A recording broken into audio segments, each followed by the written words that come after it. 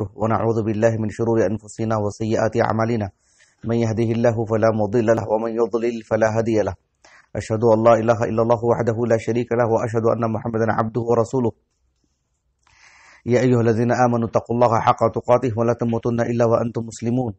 يا أيها الناس اتقوا ربكم الذي خلقكم من نفس واحدة وخلق منها زوجها وبث منهما رجالا كثيرا ونساء واتقوا الله الذي تساءلون به والأرحام إن الله كان عليكم رقيبا يا أيها الذين آمنوا اتقوا الله وقولوا قولا سديدا يصلح لكم أعمالكم ويغفر لكم ذنوبكم ومن يطع الله ورسوله فقد فاز فوزا عظيما أما بعد فإن خير الحديث كتاب الله وخير الهدي هدي محمد صلى الله عليه وسلم وشر الأمور محدثاتها وكل محدثة بدعة وكل بدعة ضلالة وكل ضلالة في النار. محترم ذی وقار اہل علم، ایک اہم موضوع سے متعلق آج گفتگو ہوگی انشاءاللہ کہ کتب تفاسیر میں ضعیف روایات. تفاسیر کی جو کتابیں ہیں بہت بڑی مقدار میں ہیں، بہت ہی قدیم تفاسیر بھی ہیں اور مرور زمانہ کے ساتھ ساتھ متعدد تفاسیر سامنے آئے ہیں. اور دور حاضر کی بات کرتے ہیں تو اللہ سبحانہ و تعالیٰ کی توفیق سے اردو اور عربی زبان میں بہت تفاسیر آ چکی ہیں. یہاں مجھے یہ بتانا مقصود ہے کہ تفاسیر کی جو کتابیں ہیں، بالذات تفاسیر کی کتابیں، اس میں جو ضعیف روایات ہیں، اس کے اسباب کیا ہیں، اس کے مضر اثرات کیا ہیں، اور اس سلسلے میں ایک طالب علم کے لیے حل کیا ہے. یہ تین باتیں میں آپ کے سامنے رکھوں گا انشاءاللہ.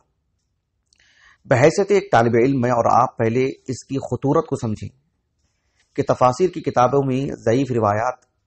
اس کا اندازہ ہونا چاہیے کہ کتنا خطرناک مسئلہ ہے، کیونکہ متعدد چیزیں ہمارے سامنے آتی ہیں. آپ دیکھیں، ایک آیت کی تفسیر ہوتی ہے، اس آیت کی تفسیر میں جو احادیث پیش کی جاتی ہیں، ظاہر بات ہے اللہ سبحانہ و تعالیٰ کا کلام ہے. وَمَنْ أَصْدَقُ مِنَ اللَّهِ قِيلًا. اللہ سے بڑھ کر کے کس کی بات سچی ہو سکتی ہے؟ اللہ سبحانہ و تعالیٰ کے کلام کی تفسیر کے لیے ہم ضعیف روایات سے استدلال کریں، اس کی اہمیت آپ جانیں کہ کیا ہو رہا ہے، یعنی کس قدر اہمیت گر جاتی ہے. اصدق الکلام، اللہ سبحانہ و تعالیٰ کے کلام کے لیے بالکل ایک ضعیف روایت سے استدلال کیا جاتا ہے، اس کی شرح بیان کی جاتی ہے. اب پھر غور کیجیے آپ کہ بات صرف اتنی ہی نہیں ہے. قرآن مجید کی تو تفسیر کی بات کرتے ہیں تو ایک آیت کریمہ سے متعلق یہ مکی ہے یا مدنی ہے، سورے سے متعلق بھی، کبھی کبھار ایک سورے سے متعلق سے ہٹ کر کے کچھ آیتوں سے متعلق بھی گفتگو ہوتی ہے کہ یہ مکی آیت ہے کہ مدنی آیت ہے، پھر اس سے مسائل الگ بنتے ہیں. پھر اسی طرح سے کسی سورے کی فضیلت کی اگر بات کرتے ہیں کہ فضیلت ثابت ہے نہیں ہے، سبب نزول ہے کیا نہیں ہے اس سورے کا یا اس آیت کا یا اس جملے کا. اسی طرح سے کوئی آیت کریمہ ہے جو کہ مجمل ہے، اس کا مبین اگر ہم ایک ایسی حدیث سے پیش کرنا چاہتے ہیں جو کہ ضعیف روایت ہے. ایک آیت کریمہ ہے مطلق ہے، اس کا مقید ہم ایک ضعیف روایت سے پیش کرنا چاہتے ہیں. ناسخ و منسوخ کی بات آتی ہے، اگر ہم یہ کہیں کہ جو ہے یہ ناسخ و منسوخ والی جو باتیں اور ہم ایک ضعیف روایت اس میں پیش کرتے ہیں تو آپ لیست لہو نہایا، آپ سمجھ لیں جو کہ کتنی باتیں جڑ سکتی ہیں. تفسیر کی اگر بات کرتے ہیں تو صرف ایک ہی شق نہیں آتا ہے اس کا. تو ایسی صورت میں کتب تفاسیر میں ضعیف روایت یعنی اس کی سبھی وجوہات کے ساتھ، ایسی صورت میں ایک طالب علم بہت ہی یعنی اس میں یعنی ایک متقید ہونا چاہیے، بیدار مغز ہونا چاہیے، تاکہ ایسا نہ ہو کہ ہم اللہ سبحانہ و تعالیٰ کا کلام کی جو کہ سب سے صحیح ترین کلام ہے اور اس کے لیے ہم ضعیف روایات سے استدلال کریں، اس کو پیش کریں. یہ بہرحال نہیں ہونا چاہیے. اس کے جو اسباب ہیں، اس کے اسباب متعدد ہو سکتے ہیں. میں اس سے پہلے والے دروس میں بھی آپ کو بتا چکا ہوں کہ یہ چہارشنبے والی ہماری جو کلاس ہے، میں جن سے مخاطب ہوں فی الحال آپ اصحاب علم ہیں، اور ہم جس طرح کے موضوعات لے کر آپ کے سامنے حاضر ہو رہے ہیں یا جو ہمارے مشاہدین ہوں گے وہ یقیناً اصحاب علم ہوں گے. ایسی صورت میں ہم ایک فکرہ دے سکتے ہیں، ایک رخ دے سکتے ہیں. جزئیات میں جا کر کے مزید تفصیلات آپ کے سامنے نہیں رکھ سکتے، اس کی گنجائش نہیں ہے، لیکن اتنی تو ضرور کوشش کریں گے انشاءاللہ کہ فکرہ اچھی طرح واضح ہو جائے. تو اسباب کی اگر بات کرتے ہیں تو اسباب متعدد ہو سکتے ہیں. میں آپ کے سامنے ایک بات پیش کرتا ہوں. یہ جو کتاب ہے الاتقان فی علوم القرآن، یقیناً ایک عجوبہ ہے، ایک عجیب کتاب ہے ماشاءاللہ. علوم القرآن سے متعلق سیر حاصل گفتگو حافظ جلال الدین سیوطی نے کی ہے رحمہ اللہ. اس کتاب کا جو بالکل آخری، اس کتاب کی جو انواع ہیں علوم القرآن کی، سب سے آخری جو نوع ہے وہ ہے یعنی النوع الثمانون، طبقات المفسرین سے متعلق 80 صحابہ، تابعین، پھر ان کے بعد ایسے طبقات انہوں نے مفسرین کے بیان کیے ہیں۔ اس میں تابعی صحابہ کی جو تفسیر ہوتی ہے اس میں کون کون صحابہ مشہور ہیں، پھر تابعین میں کون مشہور ہیں، ان میں کس کی خاص جو ہے منزلت ہے، یہ سب بیان کرنے کے بعد ایک بات جو لکھی ہے حافظ جلال الدین السیوطی نے، اس بات کو میں نے جو ہے تقریباً سورۃ العلق کی جو تفسیر ہوئی تھی، مجھے بھی یاد نہیں آ رہا ہے بالضبط کس آیت کی، حالانکہ آیت کی تفسیر میں نہیں پیش کیا تھا، میں نے مقدمے میں پیش کیا تھا، تو اس میں بھی میں نے اس کا خلاصہ پیش کیا تھا، لیکن وہ پوری عبارت میں آپ کو پڑھ کر کے سناتا ہوں، جس سے آپ بحیثیت ایک طالب علم اندازہ لگا سکتے ہیں کہ سبب کیا ہو سکتا ہے۔ اب دیکھیے، یعنی صحابہ، تابعین، اور پھر تابعین کے بعد بھی امام بخاری، امام مسلم، امام ابن ماجہ، عبد الرزاق الصنعانی، ابن ابی حاتم الرازی، ابن جریر الطبری، جن علماء نے یعنی اسانید کے ذریعے سے اپنی تفاسیر بیان کی ہیں، قدیم تفاسیر جو ہیں، اس کے بعد کے زمانے کو بیان کرتے ہوئے حافظ جلال الدین السیوطی کہتے ہیں ثم الف فی التفسیر خلائق فاختصروا الاسانید ونقلوا الاقوال بطرا فدخل من هنا الدخيل والتبس الصحيح بالعليل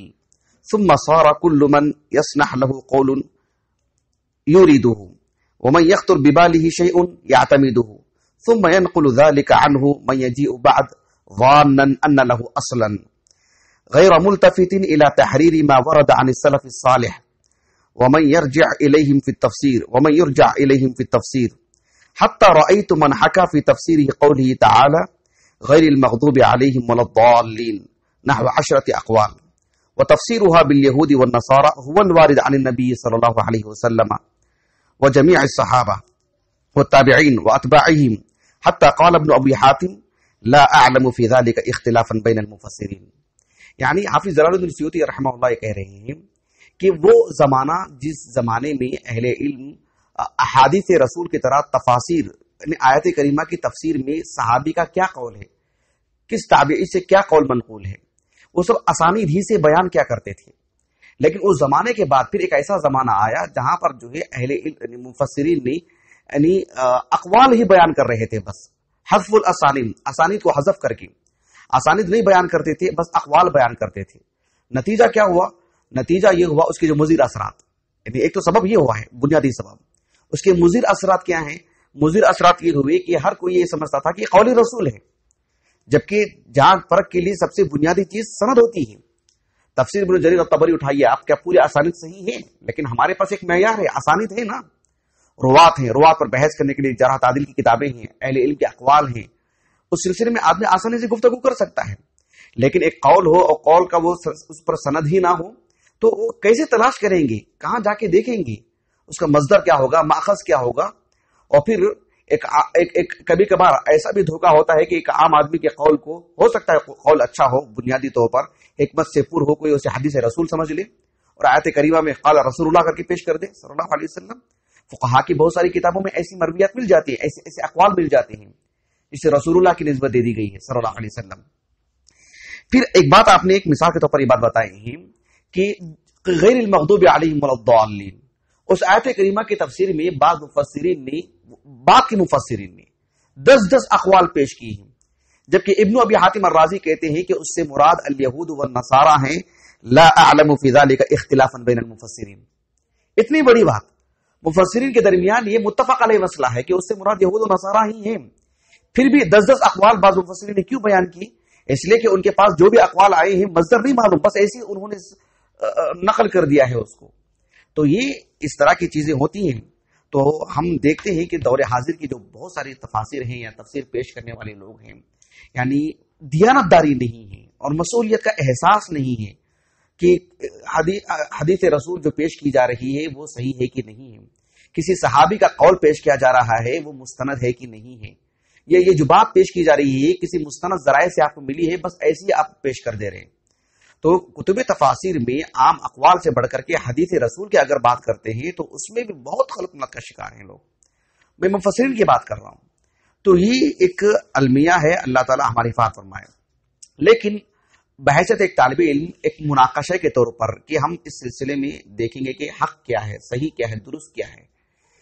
کیونکہ ہمارے سامنے 2 قول ملتے ہیں۔ ایک قول یہ ہمارے سامنے ملتا ہے کہ جو ہے ایک موقف، اگر ہم کہیں ایک موقف ہمارے سامنے یہ آتا ہے اہل علم کا کہ تفاسیر کی اگر بات کرتے ہیں تو محدثین کا جو اعلیٰ معیار ہے حدیث رسول کے باب میں، حدیث رسول کی صحت کو معلوم کرنے کے لیے محدثین کے پاس جو بالکل ایک ضابطہ ہے اور سخت معیار ہے اور بہت اعلیٰ پیمانے کا معیار ہے، تو ایسے میں کیا اسی کو ہم تطبیق دیں گے تفاسیر کی کتابوں میں، یا ذرا سا تساہل ہم برتیں گے؟ کیا معاملہ ہوگا؟ یعنی ہم جس طرح سے مان لیجیے کہ کسی راوی سے متعلق، مان لیجیے کہ اسماعیل ابن عبد الرحمن السدی، مقاتل ابن سلیمان، اگر آپ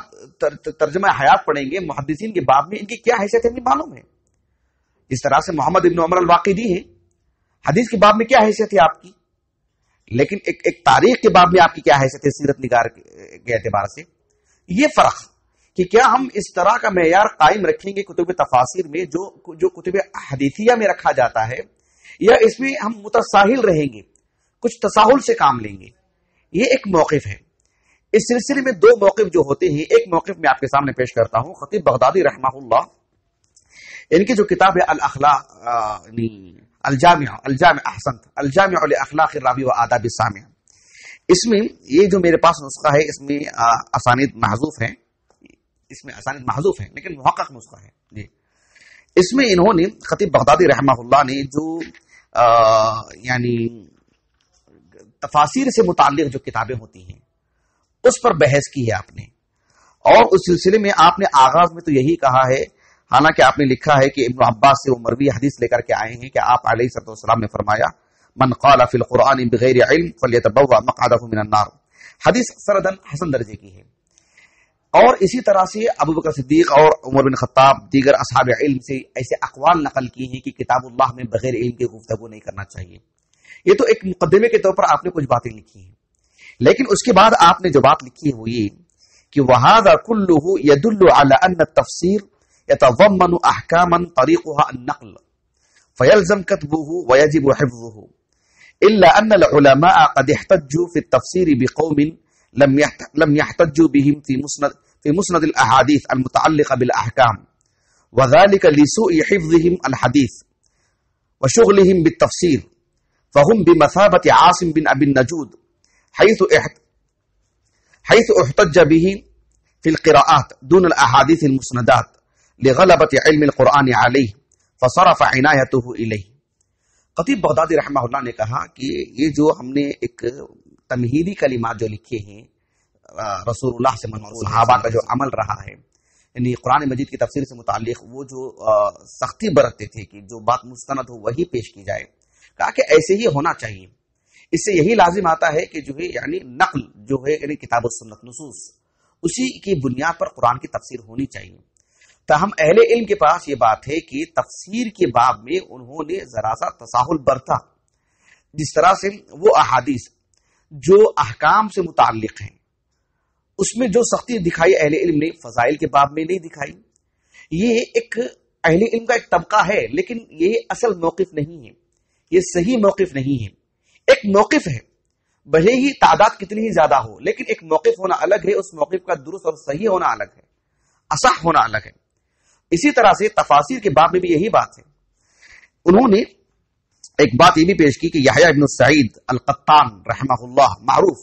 علم الرجال میں درک رکھنے والے معروف عالم دین ہیں، بصری عالم دین ہیں، 198 سے سن وفات. تو انہوں نے کہا کہ تساہلوا فی اخذ التفسیر عن قوم لا يوثقونهم في الحديث، ثم ذكر ليث بن ابي سليم وجويبر بن سعيد والضحاك ومحمد بن الصائب وقال هؤلاء لا يحمد امرهم ويكتب التفسير عنهم. یحییٰ ابن سعید القطان رحمہ اللہ نے اہل علم کے ایک طبقے کی طرف اشارہ کرتے ہوئے کہا کہ انہوں نے تفاسیر لیتے وقت، تفسیری معلومات لیتے وقت، یعنی ایسے کچھ رجال تھے جو تفسیر کے میدان میں بہت درک رکھتے تھے، لیکن حدیث کے باب میں ان کی حیثیت نہیں تھی، حدیث کے باب میں وہ ضعیف ہیں، حدیث کے باب میں وہی اہل علم ان کی تجریح ہی کرتے ہیں، انہیں ضعیف بتاتے ہیں، لیکن تفاسیر کے باب میں، تفسیر کے باب میں انہی سے معلومات لیتے ہیں اور اس کو نقل کرتے ہیں، اس کو بیان کرتے ہیں. یہ ایک موقف کے طور پر انہوں نے بیان کیا ہے، لیکن یہ بات جو ہے یعنی ایسی ہی نہیں لی جائے گی، اس بات کی تہذیب کر کے لینی چاہیے اس بات سے متعلق کچھ اور مزید باتیں ہیں، وہ جوڑ کر کے ہی ان باتوں کو لے سکتے ہیں۔ دور حاضر کے ایک بہت بڑے عالم دین ہیں شیخ صالح ابن عبد العزیز آل الشیخ۔ انہوں نے شیخ الاسلام ابن تیمیہ رحمہ اللہ کا یہ جو مقدمۃ فی اصول تفسیر ہے، اس کی انہوں نے شرح لکھی ہے۔ اس کی شرح لکھتے ہوئے انہوں نے ایک بات یہ کہی ہے کہ شیخ الاسلام ابن تیمیہ رحمہ اللہ نے اس بات کی طرف اشارہ کیا کہ تفسیری معلومات بالکل موثوق ذرائع سے لینا چاہیے۔ ابن تیمیہ نے نشاندہی کی اس کی رحمہ اللہ۔ شیخ صالح ابن عبد العزیز علیہ شیخ رحمہ اللہ نے کہا کہ وہا ہونا تنبیہ مہم وہو انہ لیست قواعد مصطلح الحدیث منطبقۃ دائما علی اسانید المفسرین ولہذا یخطئ کثیرون من المعاصرین فی نقدہم لاسانید التفسیر علی طریقۃ نقدہم لاسانید الحدیث۔ یہ ایک یعنی آنکھیں کھول دینے والی بات ہے، مطلب ایک معیار کیا ہے معلوم کرنے کی چیز ہے۔ جو شیخ صالح بن عبد العزیز علیہ شیخ رحمہ اللہ نے حفظہ اللہ نے اتنی بڑی بات لکھی ہے کہ یہ ایک تنبیہ کے طور پر انہوں نے بات کہی ہے کہ مصطلح الحدیث میں جو ہم اصول پڑھتے ہیں حدیث کے معیار کو معلوم کرنے کے لیے کہ آیا صحیح ہے کہ ضعیف ہے، تو محدثین کے پاس جو معیار ہے وہی معیار آپ مفسرین جو اسانید کے ساتھ جو اقوال ذکر کرتے ہیں آپ اس کی تطبیق نہیں دے سکتے۔ کہا کہ یہ تو بعض معاصرین نے کچھ زیادہ ہی کر دیا، اس معاملے میں سختی دکھائی، جبکہ موقف درست نہیں ہے، ایسے انہوں نے یہ بات کہی ہے۔ تو یہ بات یعنی شیخ صالح بن عبد العزیز آل الشیخ نے کہی ہے حفظہ اللہ، لیکن یہ بات جو ہے یعنی درست اس نقطہ نظر سے نہیں ہے جس کی تفصیل میں آگے ذکر کروں گا انشاءاللہ، کیونکہ ہمارے پاس رجال آراء الرجال یقیناً اس کی بہت اہمیت ہے، دین کو سمجھنے کے لیے بہت عظیم واسطہ ہے، لیکن بحیثیت ایک طالب علم سب سے درست بات کیا ہے وہ جاننا اور اس کو حاصل کرنا، اس کو لینا، اس کو بیان، یہ بڑی اہم چیز ہے۔ آپ دیکھیں یہ جو کناشہ ہے، کناشۃ البیروتی، یہ کناشہ دراصل ہم جیسے کہتے ہیں نا کہ کسی بڑے مال وغیرہ میں جاتے ہیں تو ریلی وغیرہ کچھ ہوتی ہے نا جس میں ہم کچھ چیزیں لے کے گھومتے رہتے ہیں، اسی حساب سے سمجھ لیجئے کناشہ۔ مقصود یہاں پر یہ ہوتا ہے کہ ایک صاحب، ایک عالم دین، وہ متعدد کتابیں پڑھتے ہیں، متعدد ان کے افکار ہوتے ہیں، تو اس کو نکات کی شکل میں کچھ لکھ دیتے ہیں، گویا کہ متعدد باتیں جمع ہو جاتی ہیں کہ ایک موضوع نہیں ہوتا ہے۔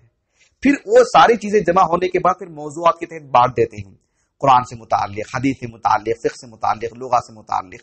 بیک وقت ایک شخص کو پوری دنیا کے سیر کرا دیتی ہے کتاب، متعدد کتابوں کی طرف جو ہے لگا دیتی ہے، بڑی مفید اور بہت دلچسپ چیزیں ہوتی ہیں سب۔ اور ایک سلفی عالم دین ہے ابو معاویہ البیروتی، یہ ملک شام کے عالم دین ہیں، بڑی عمر کے ہیں۔ انہوں نے ایک بات یہاں پر یہ لکھی ہے جو بڑی دلچسپ ہے، میں نے بہت پہلے پڑھا تھا اس کو جب یہ کتاب حاصل کیا تھا، 3-4 ماہ ہو رہے، تو اس وقت میرے ذہن میں بات رہ گئی تھی، ابھی اچانک یاد آئی مجھے کل جب میں اس موضوع سے متعلق تیاری کر رہا تھا۔ بات یہ ہے کہ انہوں نے یہاں پر یہ لکھا، کیونکہ میں اس کتاب کے حوالے سے اس لیے کہہ رہا ہوں کہ وہ جس کتاب سے متعلق گفتگو کر رہے ہیں وہ کتاب ہمارے پاس نہیں ہے۔ تفسیر ابن کثیر ہے، حافظ ابن کثیر رحمہ اللہ کی تفسیر القرآن العظیم دنیا کی مشہور ترین اور معتبر ترین تفاسیر میں سے ایک تفسیر ہے۔ اس تفسیر کی تحقیق بھی کئی اہل علم نے اس دور میں کی ہیں اور بڑی اچھی اچھی تحقیقات ہیں، آگے بتاؤں گا میں آپ کو انشاءاللہ۔ اس میں اس سلسلے میں شیخ ابو اسحاق الحوینی، معلوم ہے نا آپ کو، مصری علماء میں سے، شیخ البانی کے تلامذہ میں سے، قدیم علماء میں سے، قدیم تلامذہ میں سے ہیں اور بڑے اچھے محقق ہیں، کافی کتابیں ہیں آپ کی، کئی کتابوں پر آپ کی تحقیقات ہیں۔ اور بہرحال تو یہ شیخ ابو اسحاق الحوینی حفظہ اللہ کہتے ہیں کہ میرے دل میں ایک خیال آیا کہ جو تفسیر ابن کثیر کہ ایک ایک روایت کو لوں، ایک ایک قول کو لوں اور محدثین کا جو معیار ہے اس اعتبار سے میں اس پر نقد کروں اور اس کی صحت و ذوق سے متعلق گفتگو کروں۔ تو ایک تو مجھے 2 چیزیں سامنے آئیں ان کے کہنے کے مطابق۔ ایک بات یہ تھی کہ جو ہے یہ اس کا دوسری جلد ہے، دوسری جلد کی صفحہ نمبر 47، آپ بعد میں ضرور دیکھ لیں، میں سب نہیں پڑھ کے سنا سکتا۔ تو انہوں نے کہا کہ جو ہے 2 باتیں میرے سامنے تھیں۔ ایک بات تو یہ تھی کہ جو ہے اگر میں اس طرح سے ایک ایک قول کو لے کر کے محدثین کے نہج پر اگر میں کام کروں تو تفسیر ابن کثیر اس کی 3 حصے بڑھ جائے گی، وہ 4 حصے بڑھ جائے گی، مطلب کتنی ضخیم ہو جائے گی کتاب۔ پہلے ہی سے تفسیر ابن کثیر کافی بڑی کتاب ہے، اور اگر ایک ایک قول کو لے کر میں محدثین کا انداز اختیار کروں تو پھر اس کا حجم کتنا بڑھ جائے گا، کتنے صفحات اس میں جڑ جائیں گے، تو گویا کہ 3 گنے بڑھ جائے گی کتاب۔ ایک تو یہ خدشہ میرے سامنے تھا، وہ بہت بڑی بات نہیں ہے لیکن تھا ایک معاملہ میرے سامنے۔ دوسرا معاملہ یہ کہ کئی اہل علم نے اس نقطۂ نظر سے نقد کیا اور جو ہے توجہ دلائی کہ یہ معیار جو محدثین کا ہے حدیث کو پرکھنے سے متعلق کہ حدیث صحیح ہے یا ضعیف، وہ مفسرین جو اقوال جن اسانید سے بیان کرتے ہیں صحابہ تابعین وغیرہ کے، وہ معیار اس پر لاگو نہیں کیا جائے گا، اس کی تطبیق وہاں نہیں کی جائے گی۔ مطلب گویا کہ ایک نہج، ایک موقف کے طور پر انہوں نے بتایا، یہ نہیں کہ کتاب کا حصہ بڑھ جائے گا، اس اعتبار سے کہ یہ طریقہ ہی درست نہیں ہے، گویا کہ ایک موقف کے طور پر ان کے سامنے رکھا۔ تو ابو اسحاق الحویلی حفظہ اللہ کہتے ہیں کہ میں نے اس معاملے میں کئی اہل علم سے رجوع کیا کہ کیا کیا جائے۔ بالآخر میں نے شیخ محمد ناصر الدین البانی رحمہ اللہ سے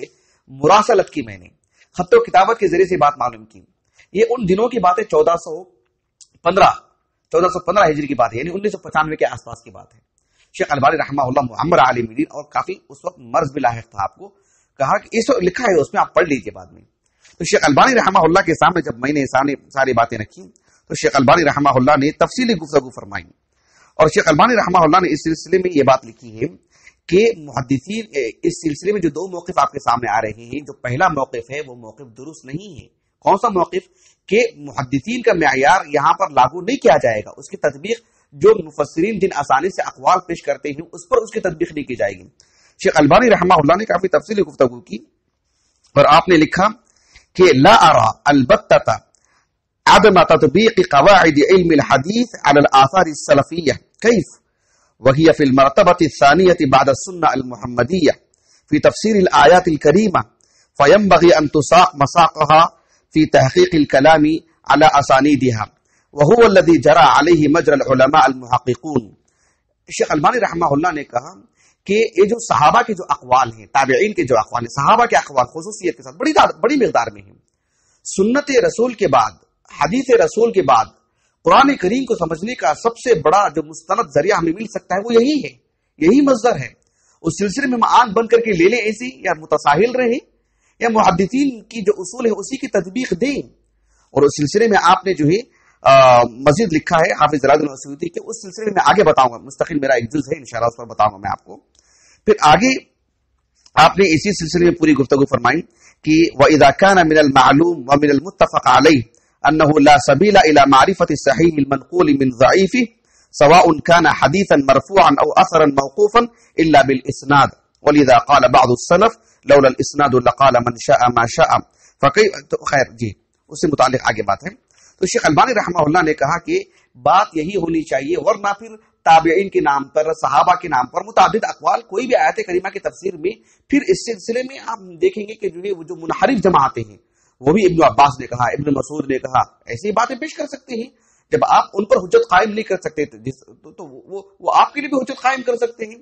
وہ آپ سے بھی دلیل مانگ سکتے ہیں۔ تو اگر آپ ان کو سند نہیں دے سکتے تو وہ آپ کے لیے سند کہاں سے لا کے دیں گے؟ پھر جو بلوا ہوگا سبحان اللہ وہ بالکل معروف ہے۔ شیخ البانی رحمہ اللہ نے لکھا کہ وختاما، مراسلت ہے، وختاما فإني أرى أنه لا بد من إخضاع أسانيد التفسير كلها للنقد على علم الحديث، وبذلك نتخلص من كثير من الآثار الواهية التي لا تزال في بطون كتب التفسير۔ کہا کہ جو ہے اس سلسلے میں جو محدثین کا جو انداز ہے، جو اسلوب ہے، وہی اختیار کرنا چاہیے۔ اس سے فائدہ یہ ہوگا کہ جو واہیات ہیں، ضعیف روایات ہیں، اس سے بہرحال ہمیں سکون مل جائے گا، چھٹکارا ہو جائے گا۔ اور آپ کہہ سکتے ہیں کہ اس آیت کریمہ کی تفسیر میں اور یہ بات ہے، اس لیے کہ جو آیات کی جو تفسیر ہے اللہ سبحانہ و تعالیٰ نے اس کی حفاظت فرمائی ہے۔ جو غیر ضروری چیزیں ہیں انہیں نکال دیا جائے تفاسیر سے، جس کے ذریعے سے خواہ کا ایک سے دو، دوسرے تیسرا قول بنتا ہے۔ جب معلوم ہے کہ تیسرا قول ضعیف روایت سے مل رہا ہے، نکال ہی دیں اس کو، دو قول باقی رکھیں، معاملہ سکڑ کے رہے گا اور پھر اچھی سے ایک صحیح سمجھ جا سکتے ہیں۔ 10 قول پیش کرنا چاہیے، 12 قول ملتے ہیں کسی آیت کریمہ کے سلسلے میں، اور اگر جانچ کر کے دیکھیں تو آپ کو تقریباً 7-8 قول تو ضعیف سندوں سے ملتی ہیں۔ بہت کم ایسا ہوتا ہے کہ ایک آیت کریمہ کی تفسیر میں 3 باتیں ملتی ہیں، 4 باتیں ملتی ہیں۔ وہ تضاد نہیں ہے، وہ تنوع ہے، وہ تنوع، اختلاف تنوع، یعنی یہ بھی آیت کریمہ کا حصہ ہو سکتا ہے، وہ بھی معنی ہو سکتا ہے، وہ بھی معنی ہو سکتا ہے، وہ ہمارے موضوع سے خارج ہے۔ لیکن جہاں بالکل بھی اتنی بڑی مقدار میں اقوال میں، اگر آپ قدیم تفاسیر کو پڑھ کے دیکھیں گے، اس کی ایک بڑی وجہ بھی یہی ہے۔ تو یہی اصل معیار ہے کہ ہم اس پر قائم رہیں کہ جو مستند ترین جو اقوال ہمیں ملتے ہیں، آیت کریمہ کی تفسیر سے متعلق وہی باتیں ہمیں پیش کرنی چاہیے۔ شیخ الاسلام ابن تیمیہ رحمہ اللہ اس سلسلے میں، کیونکہ مقدمۃ فی اصول تفسیر کی شرح میں شیخ صالح بن عبد العزیز آل شیخ نے لکھا ہے، تو اس لیے میں آپ کو بتانا چاہ رہا ہوں کہ اگر شیخ الاسلام ابن تیمیہ کی اگر آپ بات کرتے ہیں رحمہ اللہ، آپ نے اس معاملے میں جگہ جگہ پر صحت و ضعف پر بہت کام کیا آپ نے۔ میں آپ کو 2-3 مثالیں آپ کے سامنے رکھتا ہوں۔ آپ دیکھیے مثال کے طور پر منہاج السنہ النبویہ، منہاج السنہ النبویہ اگر آپ مرکزی عنوان لینا چاہتے ہیں، آپ سمجھنا چاہتے ہیں، تو وہ شیعہ کے رد میں ہے، ابن المطہر کے رد میں ہے۔ لیکن جو ابن المطہر نے جو کام کیا ہے وہ یہ کہ اس نے بہت سارے احادیث گھڑی ہیں علی بن ابی طالب کی فضائل بتانے کے سلسلے میں رضی اللہ عنہم۔ شیخ الاسلام ابن تیمیہ رحمہ اللہ نے رد کیا اس پر،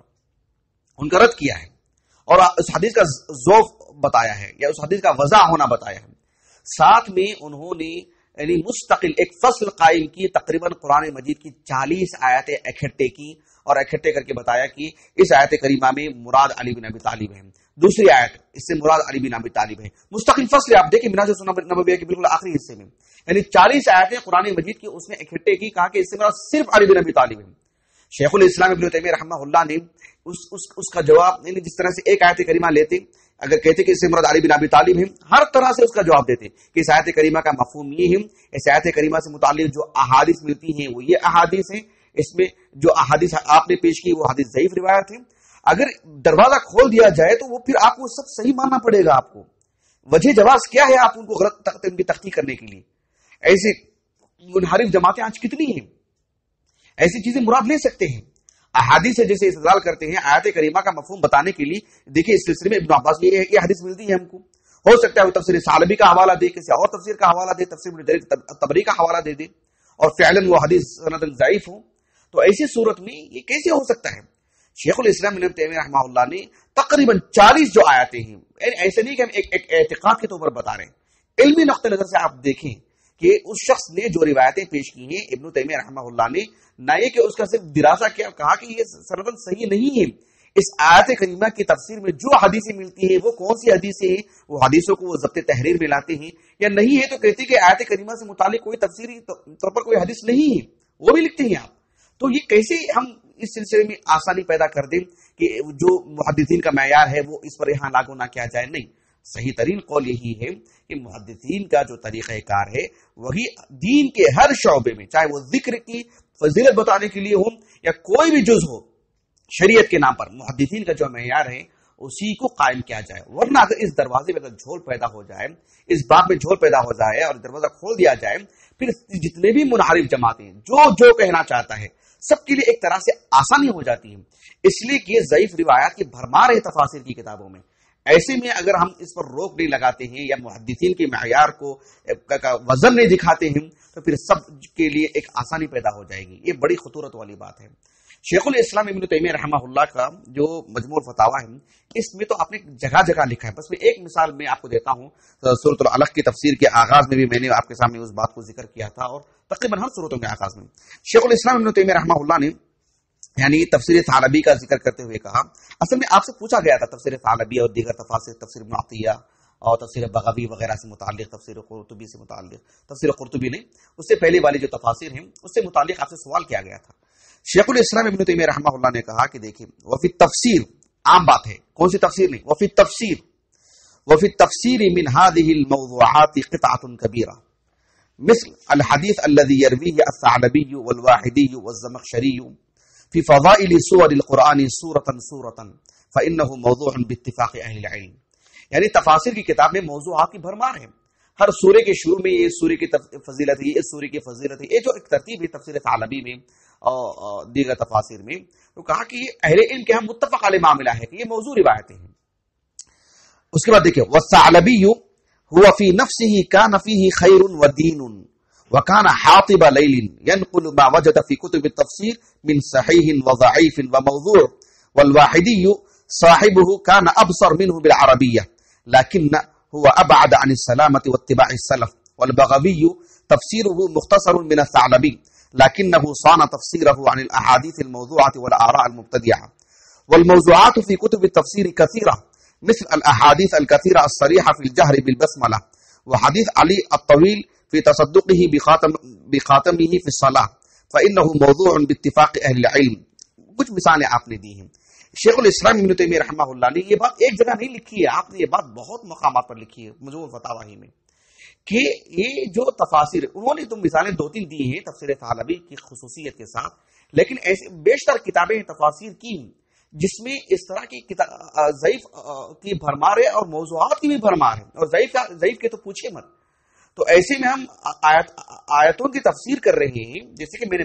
آغاز میں کہا تمہیدی کلمات میں، وَمَنْ أَصْدَقُ مِنَ اللَّهِ قِيلًا، اللہ سے بڑھ کے کس کی بات سچی ہو سکتی ہے، اس کے لیے ہمارے پاس معیار کیسے تساہل آ سکتا ہے اس میں. اس معاملے میں بھی ہمیں یہ بات ہونی چاہیے کہ جو صحیح ترین اقوال ہیں انہی کو پیش کرنا چاہیے. امام اہل سنہ احمد بن حنبل رحمہ اللہ کا ایک قول جو ہے بہت مشہور ہے، جو یعنی کتابوں میں بہت پڑھنے کو ملتا ہے. وہ شیخ الاسلام ابن تیمیہ رحمہ اللہ نے بھی اس قول کو پیش کیا ہے کہ امام اہل سنہ احمد بن حنبل رحمہ اللہ نے بات کہی ہے کہ 3 طرح کی موضوعات ہیں، جیسے یعنی سمجھے کہ الملاحم فتنوں سے متعلق، جنگوں سے متعلق یا قیامت کی نشانیوں سے متعلق وغیرہ. الملاحم خاص کر جو حرب وغیرہ کی جو مسائل ہیں وہ، اور تفاسیر کی اگر بات کرتے ہیں، اسی طرح سے مغازی کی بات کرتے ہیں، تو کہا کہ اس میں ایسی روایات ہیں کہ لا اصل لها، اس کی کوئی اصل ہی نہیں ہے. یعنی اس قول کو رکھ کر کے گویا کہ ایک اصول امام اہل سنہ سے ہمیں مل جا رہا ہے کہ اس معاملے میں گریز کرنا چاہیے کہ بیشتر روایات ایسی ہیں جو منقطع ہیں، مراسیل ہیں، جو اصلاً محدثین کے ہاں قابل حجت نہیں ہیں. اور اس معاملے میں ہم بہت ہی یعنی کیا بولتے ہیں بیدار مغز رہے بحیثیت ایک طالب علم، بحیثیت ایک سلفی طالب علم. اس معاملے کا میں اہتمام ہونا چاہیے کہ جو صحیح روایات ہیں ہم انہی کو پیش کریں. آخر میں 1-2 باتیں رہ گئی ہیں، مثلا جیسے دیکھیں کہ جس دور میں ہم جی رہے ہیں، خاص کر میں آپ لوگوں کو بتا رہا ہوں کہ اس دور میں تو اللہ کا احسان ہے کہ ہمارے لیے بہت اچھا موقع ہے اور بہت آسانی ہے. آج کے اس دور میں بھی خصوصیت کے ساتھ میں میری اور آپ کی بات کر رہا ہوں بحیثیت ایک سلفی طالب علم کے. آج کے اس دور میں اگر ہم یعنی متساہل رہتے ہیں یا مداہنت برتتے ہیں یا ہمارے اندر تھوڑا سا ہلکا پن آتا ہے کہ ہم ضعیف روایت کو یوں بھی پیش کر دیتے ہیں، میں سمجھتا ہوں کہ لا قدر اللہ ہمارا مواخذہ زیادہ ہوگا. واللہ کہہ رہا ہوں اس لیے کہ جس دور میں آج ہم جی رہے ہیں ہمارے لیے بڑی آسانیاں ہیں. مثال کے طور پر دیکھیں کہ جو صحیحین ہیں وہ تو ہیں، سنن اربعہ ہیں، اس کے صحت و ضعف آج ہمیں معلوم ہو چکی ہے ماشاءاللہ. اس کے علاوہ بھی احادیث کی جو کتابیں ہیں اور خاص کر جو تفسیر کی کتابیں ہیں، ان سب سے متعلق ہمیں اچھی طرح معلوم ہے کہ ان میں یعنی اہتمام ہو چکا ہے صحت و ضعف کا. آپ دیکھیے تفسیر قرطبی میرے پاس موجود ہے. امام قرطبی رحمہ اللہ نے جو ایک طویل مقدمہ لکھا ہے اس میں آپ نے اس بات کی طرف اشارہ کیا ہے کہ بہت سارے لوگ ایسے ہیں، مفسر ایسے ہیں جنہوں نے تفسیر کے باب میں موضوع روایتیں داخل کر دی ہیں. آپ کو ضعیف کا بھی اشارہ کر دینا چاہیے تھا لیکن آپ نے نہیں کیا، ضعیف روایتیں بھی داخل کر دی ہیں، موضوعات کی بھی بھرمار ہیں. آپ نے ایک مستقل باب ہی قائم کیا مقدمے میں، کہا کہ باب التنبیہ علی احادیث وضعت فی فضل سور القرآن وغیرہ، قرآن کی صورتوں سے متعلق اور ضمن بھی آیاتوں کی تفسیر سے متعلق جو موضوع روایتیں ہیں اس کو کس کس نقطہ نظر سے حدیثیں وضع کی گئی ہیں اس کو پیش کیا. اس کے بعد آپ نے لکھا کہ قلت، یعنی علامہ قرطبی کہتے ہیں رحمہ اللہ، قلت لو اختصر الناس على ما ثبت في الصحاح والمسانید وغيرهما من المصنفات التي تداولها العلماء ورواها الائمة الفقهاء لكان لهم في ذلك غنية وخرجوا عن تحذيره صلى الله عليه وسلم.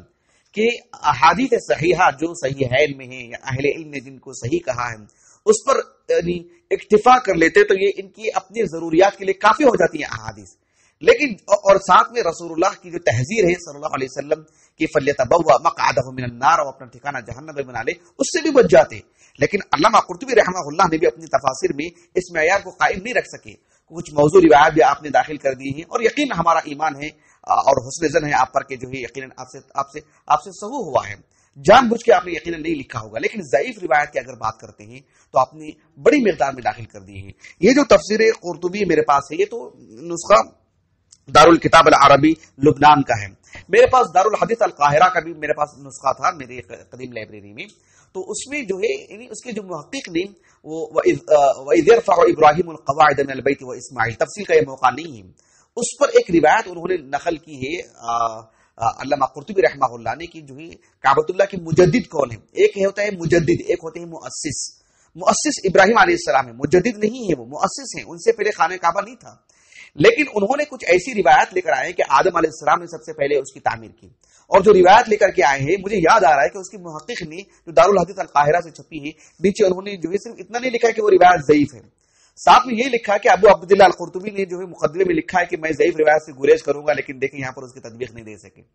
یہاں آپ نے ضعیف روایت سے لا کر کے استدلال کیا۔ تو کہنا یہ چاہتا ہوں کہ ان اہل علم نے اہتمام کرنے کی کوشش کی، لیکن آج جدید انداز میں ماشاءاللہ ہمارے پاس ساری چیزیں محقق ہو کر آ چکی ہیں۔ آپ تفسیر ثعلبی دیکھیے، آپ اس کے بارے میں ابن تیمیہ نے کتنی نشاندہی کی، اللہ اکبر رحمہ اللہ۔ آپ دیکھیں گے منہاج السنہ نبویہ میں، الجواب الصحیح میں، مجموع الفتاوی میں، تو کئی جگہوں پر ابن تیمیہ نے رحمہ اللہ تنبیہ کی ہے اس میں کی جو موضوع روایتوں سے متعلق، لیکن ہمارے پاس جو 32 جلدوں کا جو نسخہ آیا ہے الحمدللہ، اس کی ایک ٹیم نے کام کی ہے، تقریباً 25 کے قریب علماء نے کام کیا ہے، 10 کے قریب خواتین اس میں دکتورا کا رسالہ ہے، اور اتنی عجیب اتنی انوکھی، میں نے بارہا آپ سے کہا ہے، اتنی عمدہ جو ہے تحقیق ہے، اللہ اکبر ماشاءاللہ۔ اس کے ہوتے ہوئے بھی آج ہم ضعیف روایت پیش کریں گے، ضعیف قول پیش کریں گے۔ بات اتنی نہیں ہے کہ صرف مرفوع روایت کی تحقیق ہے، آج صحابہ آثار صحابہ اس کی تحقیق ہو چکی ہے الحمدللہ، اس کی تحقیق بھی ہمارے سامنے ہے۔ آپ دیکھیں تفسیر ثعلبی میں آپ نے اس کا کتنا بہترین حق ادا کیا، کیونکہ ایک آدمی کی بات نہیں کہ تھک جائے ایک جلد میں، یعنی متعدد علماء نے دکتورا کا رسالہ ہے، پوری توانائی صرف کی ہے ان لوگوں نے ماشاءاللہ۔ یہ دیکھیں تفسیر ابن کثیر، آج تفسیر ابن کثیر کتنی جگہوں پر چھپتی ہے۔ تفسیر ابن کثیر یہ جو قطر سے ایک مملکہ کی طرف سے چھپی ہے، قطر سے چھپی ہے حکومت سطح پر، اور اس کی جو تحقیق ہے اتنی عمدہ ہے ماشاءاللہ، یہ اہل علم ہے، دارالفتح علی وغیرہ میں یعنی یہ جو ہے یعنی تقسیم کی گئی تھی 98 وغیرہ میں، اس وقت جو ہے یعنی شہر کے اور اس کی گرد و نواح کے علماء میں تقسیم کیا گیا تھا نسخہ، یہ فتح الباری کا نسخہ وغیرہ، البدایہ والنہایہ، تو اتنا محقق نسخہ، ایک قول، یعنی حدیث رسول کے ساتھ ساتھ صحابہ کے جو آثار ہیں اس کی بھی تخریج اس میں کی گئی ہے، اور صحت الضعف کا حکم لگایا گیا ہے۔ اس کے باوجود بھی کیا ہمارے لیے کوئی وجہ جواز ہے کہ ہم تنازلی اختیار کریں؟ بالکل بھی نہیں، ہمیں تباہ آزمائی کی ضرورت نہیں رہ گئی نا الحمدللہ، آج اس قدر کام ہوا ہے الحمدللہ۔ آپ یہ دیکھیں یعنی موسوعۃ التفسیر المأثور، موسوعۃ التفسیر المأثور 24 جلدوں میں ہے، یعنی آیت کریمہ کا ایک آیت کریمہ سبب نزول سے لے کر آیت کریمہ کی فضیلت سے متعلق، وہ مکی ہے یا مدنی ہے، اور ایک آیت کریمہ، بلکہ آیت کریمہ کا ایک قطعہ، ایک کلمہ، اس سے متعلق جو تفسیر رسول اللہ سے ثابت ہوتی ہے صلی اللہ علیہ وسلم، اس کی صحت و ضعف محدثین کا معیار انہوں نے قائم کیا ہے۔ یا اور بات ہے کہ صحابہ کے جو اقوال ہیں اس کا اس حد تک جو دراسہ نہیں کیا گیا ہے صحت و ذوق سے متعلق جو احادیث رسول سے متعلق کیا گیا ہے، لیکن احادیث رسول کے متعلق تو کیا گیا ہے نا،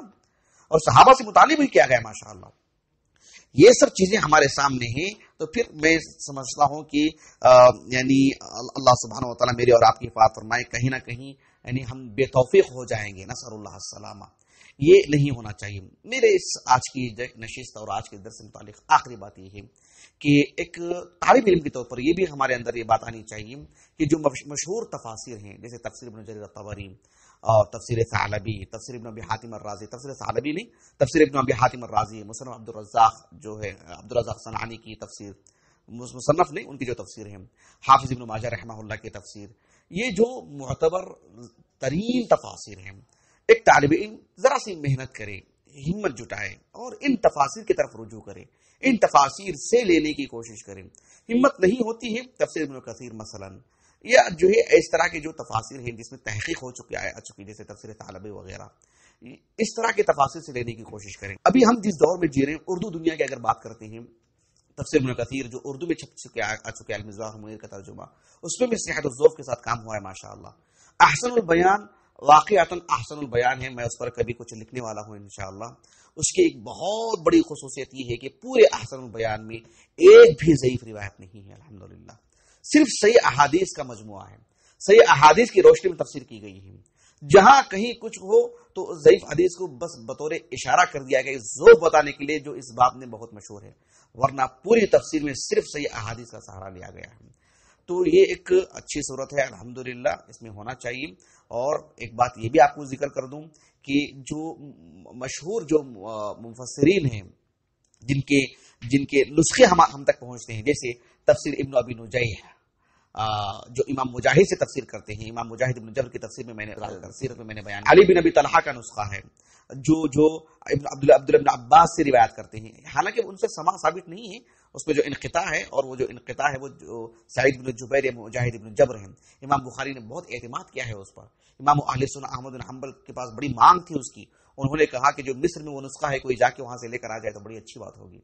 تو یہ سب معتبر ترین نسخے ہیں جو آج تفاسیر میں آ چکی ہیں. تو اس طرح کی تفاسیر کو دیکھنا چاہیے. ساتھ میں جو جیسے میں نے کہا کہ مقاتل ابن سلیمان، اسماعیل ابن عبد الرحمن السدی، اس طرح کے لوگوں سے جو اقوال ملتے ہیں ہم کو، الکلبی وغیرہ سے، ان پر بھی ایک نگاہ ہونی چاہیے کہ ان کا کس حد تک معیار ہے، یا ان سے ملنے والے اقوال کس حد تک لیے جا سکتے ہیں. تدبیقی طور پر مفسرین جو معتبر ہیں جیسے ابن کثیر وغیرہ کیسے ان کے ساتھ برتاؤ کرتے ہیں، ان کے قول کو لینے میں، رد کرنے میں. یہ چیز ایک تمرن، تدریب اور ایک وقت لگانے سے چیزیں سمجھ میں آتی ہیں، لیکن یہ بات اصولی طور پر ہمارے پیش نظر ہونی چاہیے.